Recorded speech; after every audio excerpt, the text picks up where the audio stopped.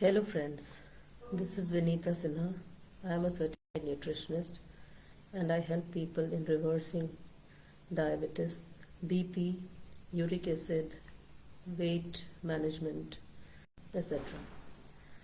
Sometimes when I check the blood test reports that I receive from my friends, there is a high erythrocyte sedimentation rate, and then it actually reflects what it is and what how how does it happen. So the ESR test is actually measures the degree of inflammation present in the body.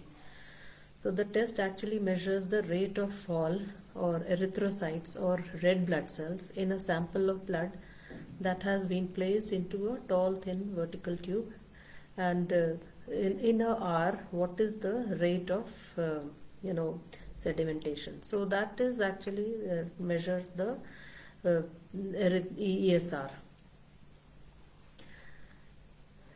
Actually what happens, the red blood cells normally settle out relatively slowly, leaving a little clear plasma, and the red cells settle at a faster rate in the presence of an increased level of proteins, particularly proteins called acute phase reactants. So the level of acute phase reactants such as C-reactive protein and fibrinogen increases in the blood in response to inflammation. So inflammation is actually a part of the body's immune response. It can be acute, developing rapidly after trauma, injury or infection, or can occur over an extended time with conditions such as autoimmune diseases.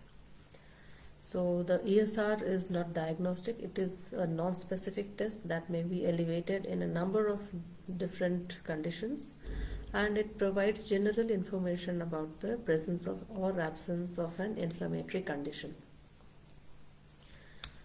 So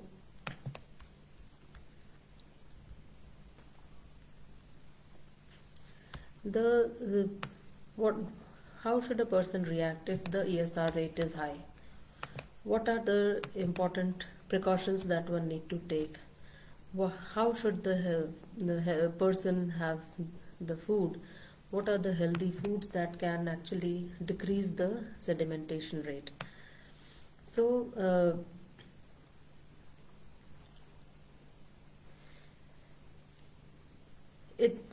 usually the ESR happens because of some infections, or it could be autoimmune disease, and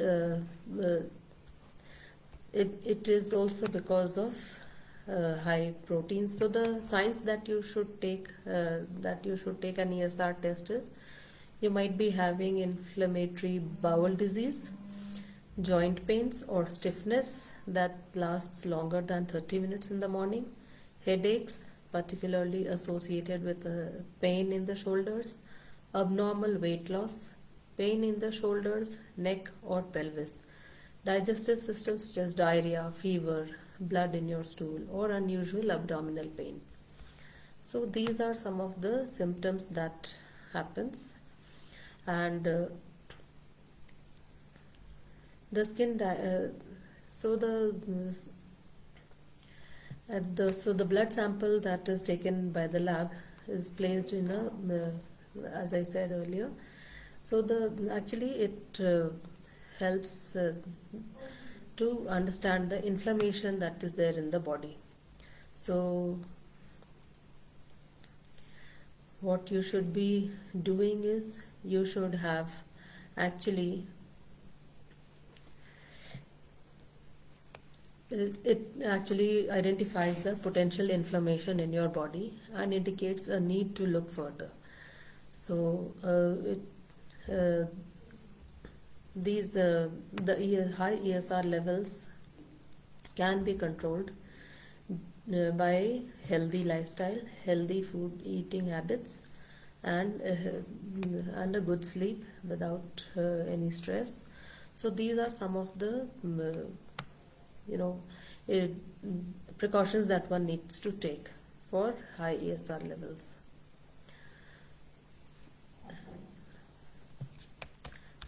I think that's for today.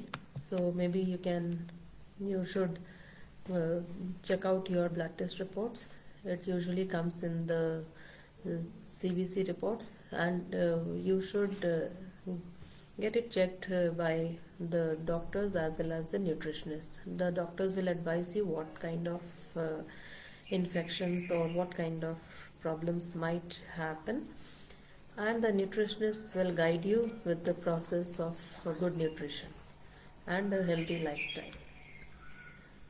Thank you, my dear friends.